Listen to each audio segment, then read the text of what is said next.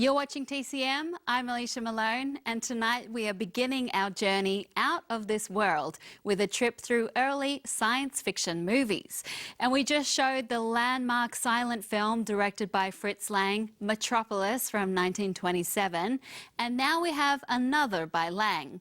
Coming just 2 years later, it's his final silent film, Woman in the Moon.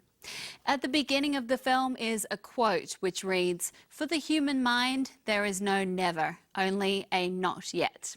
And that sets up the tone of the film, which is all about exploration and humans doing the impossible. This is based on the book Rocket to the Moon, written by Taya von Harbo, Lang's wife at the time. The story follows a scientist who figures out how to build a rocket to fly to the moon, where he says there is gold to be mined.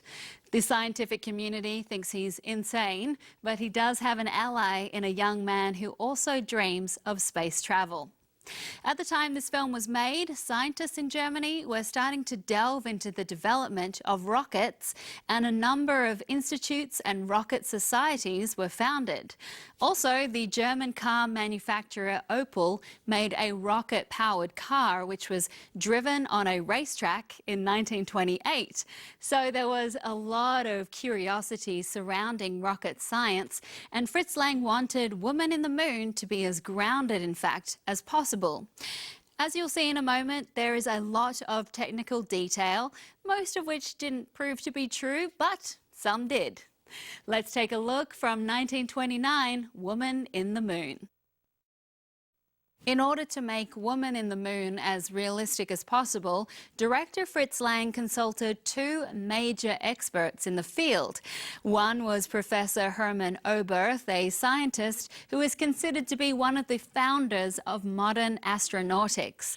When he was young, he was apparently inspired by the Jules Verne book From the Earth to the Moon, and Oberth went on to be an important figure in rocketry, writing his own book, The Rocket into Interplanetary Space, which Lang used as research for this film. And the technical advisor on Woman in the Moon was Willy Ley. He was a science fiction writer and amateur rocketeer who fled Nazi Germany in 1935 for the US, where his books on space travel helped to inspire the space age. So much so that a crater on the far side of the moon was named the Ley crater in his honor.